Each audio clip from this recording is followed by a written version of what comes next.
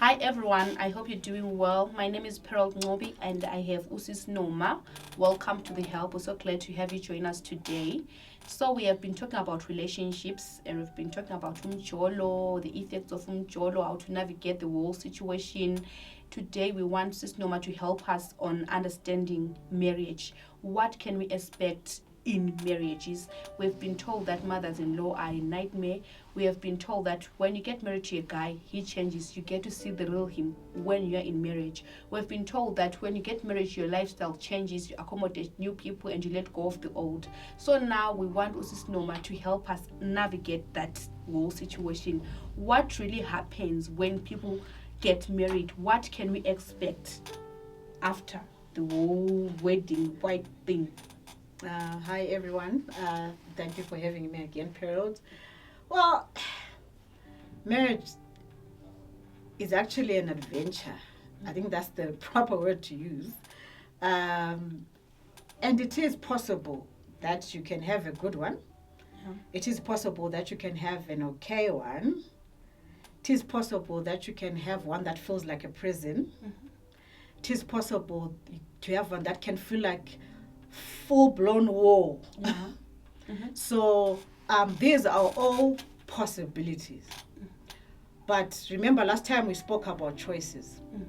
That if there's one thing that God did for us that was brilliant was to give us free will. Free will to choose. And so this is part of what free will should be used for. But it should be used wisely. Okay. You know, the nice thing is that there's always guidance, there's always information, there's always wisdom somewhere out there that help us to be able to choose wisely. Because as you have rightly said,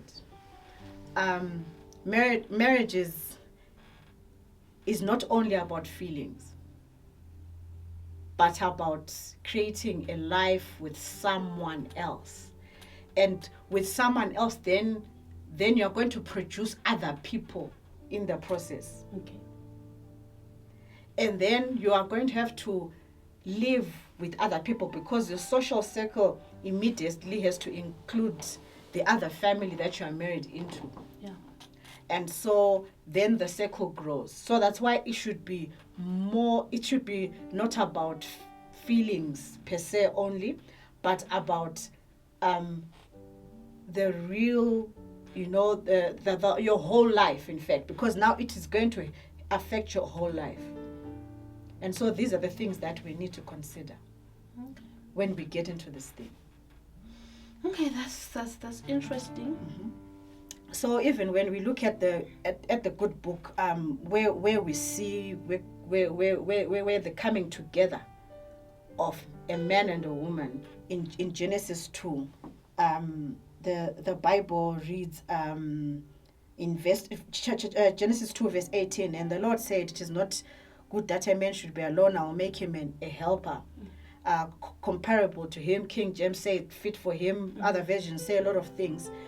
And so the Bible then goes through the process of then how God then makes Adam sleep, take a rib, do this, and then at the end of all this,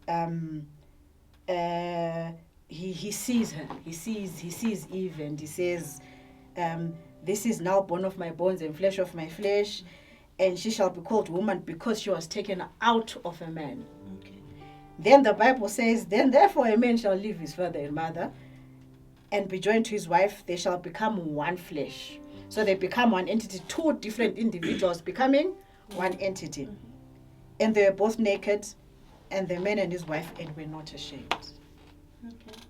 And so we see the Bible discussing a process where he makes Adam sleep, and then Eve comes out. But God first says it is not good. Yeah. Because he had seen a kind of loneliness, I suppose, in Adam. Yeah. And then God then gives himself the work to create another being that will be able to live with Adam, so that Adam's life feels complete. And also Eve's life feels complete. You see. And so that's why it is great to follow the good book and get pointers from there, to say when God saw this as the creator, what was he seeing, what is his plan? Because remember in Genesis, in chapter 1, it says God made men and women and said, multiply. So obviously we cannot run away from the issue of multiplication through marriage. That's another thing that one has to deal with. But what then should be important is the core relationship between the two, between this one and this one, the man and the woman. So that's why the issue of choice is important. How are you going to choose someone who's going to affect every aspect of your life? Because they will, whether you like it or not. Are you really ready to commit to join your life to someone else? Remember, I said it's not about feelings. It's about commitment. Are you committed? Or you're still on the hunt? And someone has just pumped brakes, maybe, but you're not yet committed. Honestly speaking, commitment is not for the good. Have you ever listened to wedding vows? Let me just ask you this. Have you ever listened to them? Wherever you go, I will go. No, those are, yes. And what else? And what else in those wedding vows is there? Live with you forever. Forsaking all others. What does that mean to you as an individual? Does it not mean that in good times and in bad times? Through the thick and thin. Yes. You wanted to say something? I'm just thinking, I think at that time when the vows are being met, you're just telling everybody that I have chosen to be with this person. Yes. I'm going to become one. Like, whatever we do, we're going to be doing together, and I'm in this for the long run. Yes. It's one thing to say it. It's one thing to live it. You see, we stand and we say these things. But do we mean it? The commitment that you make to someone should be before these rings come on. Because these rings, I saw somewhere written the smallest handcuffs in the world. But the most deadly. And when someone says that, we laugh. But if those commitments have been made to the wrong person, these become handcuffs. If it's the right person, this becomes a symbol of love. Same thing. Same piece of metal. And this is a piece of metal. This does not change anyone. It's a piece of metal. It does not know how to love your partner. This does not make you know how to love your partner. So for those out there thinking, oh, my guy has got a wandering eye, or my woman's got a wandering eye, but if I put her in the house, or if I put him in the house, he's going to stop the... No, That will not change. That will not change. This is a piece of metal. That piece of paper I signed on the 19th of August 2006 did not change who I was. It had to take me to say, I look at this man in my heart and in my mind, and everything in me is saying I am committing to this individual. I am saying I'm willing to share my life to this individual. I'm willing to have children with this individual.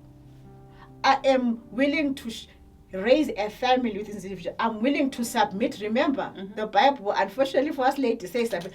I'm willing to submit to this man for the rest of my life.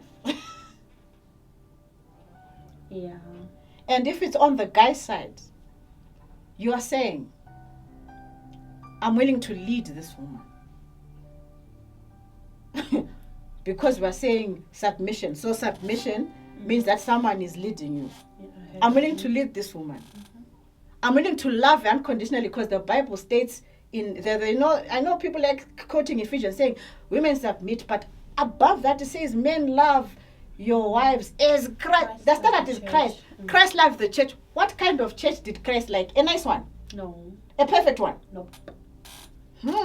Food for thought. So when you stand as a man and you say you make a commitment to a woman, flaws and all, everything, and it's your job to lead. Remember, we said you cannot change anyone. So even when you meet when you make your choice as a guy, you need to sit sort. Am I really committed to lead this woman? Am I able to lead? Am I able to love her with her flaws? Yeah. So that's why I this is me speaking. This is not the Bible. This is me speaking, saying. So it would be good to marry someone when you know that they're flaws.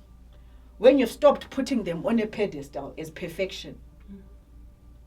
To accept them with their flaws. Yeah. Anyway, do you even like the person as an individual? Before you can say, come closer and we can have something together. You need to even, do I even like this individual as a human being? I like this. Because remember, this same person, if you have sons, let's say you're a woman, if you have sons in a room, this is going to model your sons. So if you do not even like how he does his stuff, guess what? That's the man who's going to model your sons for you. I know we don't think about that during the Mjolo because you're thinking, oh wow, this guy is so divine, or this girl is so hot, she looks so great, she's going to improve our roots. The guys always joke about that. Yeah. But these are the questions you need to ask. Okay, if you're going to have daughters, is this the manners you want on your girls if you're a guy? Okay. Do you even like the muntu as an individual? Can you even hold a conversation? Problem is that people you can have great physical chemistry with someone, but have bad chemistry for life. For day to day. So Noma, what you're saying is that no one changes after the wedding ceremony. They just get closer and you have to deal with it closer. Everything is now magnified. Like everything else, common sense, science. When an object is far away, it looks small and manageable. Even a big building, you feel like you can fit in your hands if it's far enough. But get closer to it. You start to see the finer details. This person's got a big nose. Phew, I never realized. This person's life is irritating. You know. So before you build your own perfect being, make sure the one that you understand the one that you are relating to. So that you don't cry a lot later. You cannot discover everything about someone. It probably would be impossible. But the core things should at least give yourself the opportunity to know the core things. To know the core things. Okay. Because remember, we're talking about the core relationship here. This core relationship is the foundation. Then for how you deal with in-laws and outlaws. In-laws and outlaws, because that's another dynamic to a relationship. How to deal with when the children come. Because when children come, they change the dynamic of a relationship. For example, when there's two of you, there's less responsibility. Attention is just, if you choose, it's just you and me. That we can decide at 7 o'clock to say, let's go grab some ice cream. We don't have to do admin. If we've got a car, get into a car and go. Okay, let's go and see what's over there. You can just jump in and do what you need to do. But when you have other people to consider, there is a lot of admin. There is things that you need to consider to do. So before that, you can include those. Make sure the core relationship is standing at least. Make sure the commitment is real. Make sure that you have made the right choice to travel this journey of life and of marriage. Because if not, you shall be forced to become a prayer warrior. Instead of praying for the nations and praying for other things. Mari munu you and no garanda this animal I stay with.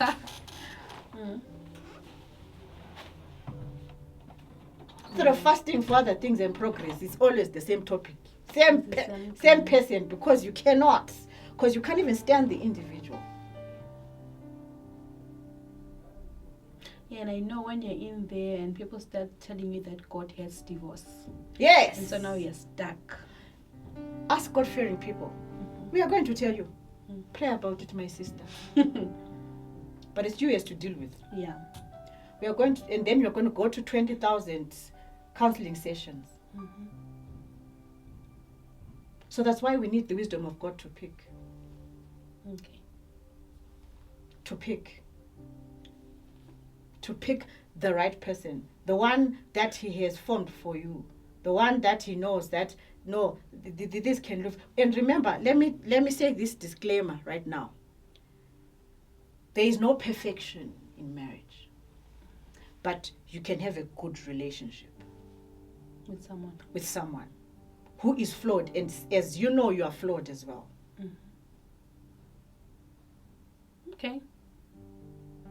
You just thought it was going to be butterflies every day. The butterflies are great, Mm-hmm. and they're there at the beginning for a reason. They're there because obviously they obviously keep the relationship exciting, and they provide the pull towards someone. You know, just like any other thing that looks attractive.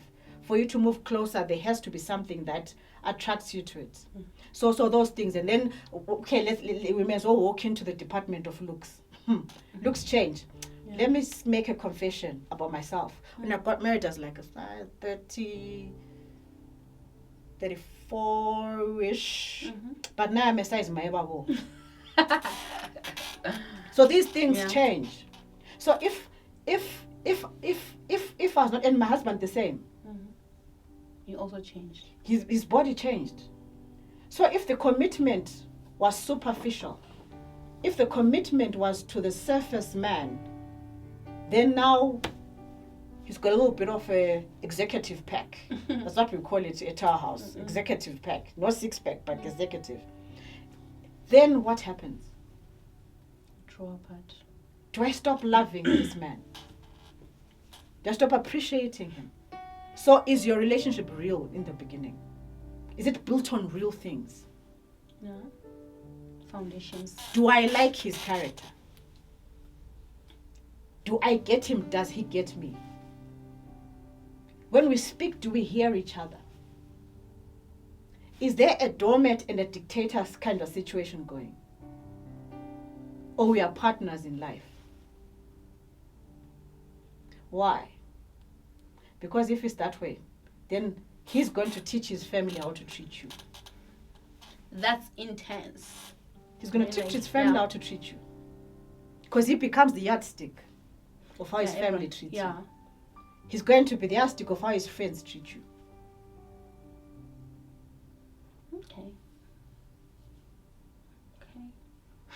Okay. You're out of words. Yeah, I don't even know what to say. You just say a lot. Mm. You see, there's no magic wand or magic fix for marriage. Mm-hmm. The principles, if you are willing to search for them, have been laid down. And there's no one, like what we go to the Chinese shop and we're told this gets is one size fits all. Yeah. Each marriage has its own dynamic. Each marriage is different. We can learn different things from other relationships we have seen and observed. But you need to see the person you're with for who they are and be able to live with them according to who they are, not what you want them to be. You need to be able to learn how to live with them who they are and who God has made them to be. So no one is changing anyone? No.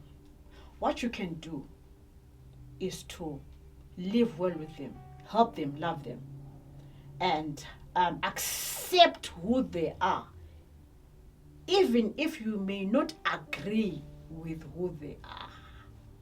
Okay. Acceptance. Accept who they are. If you are not able to accept, run away before the rings go on. Spare someone's child the pain of you trying to panel beat them, getting with a chisel and a knife and a hammer and a chainsaw and a saw. Okay, this has been a deep session, as you say. You say a lot, and I'm picking that it still goes back to choices. Yes. And being real. Yes. Like what you see is what you get. And being simple about this thing. Let's not sensationalize it. Let's not over romanticize it. Let's not fantasize about it. Let's be real. See me and I see you. And may God help us be able to live together. See me and I see you. Okay, guys, see me and I see you. I just feel like you said a lot in a short space of time. So I think... And there's still so much more. But this is the time we have. Yeah. You always ask me for a takeaway. I may as well supply one. Yeah. Before you walk in and commit to someone, remember the word commit. Yeah. The commitment is not for the nice times, because the nice times are going to keep you there anyway. The commitment is for the confusing times. Okay. The commitment is for the difficult times. To say, no matter what I have said, I will look at you and no other. I have said, when you're not well, I will care for you. Because that's what matters at the end of the day.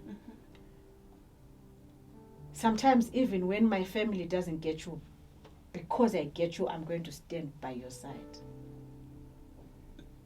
Even when our children go haywire, we are going to lean on each other. We're not going to look at each other and accuse each other. Okay.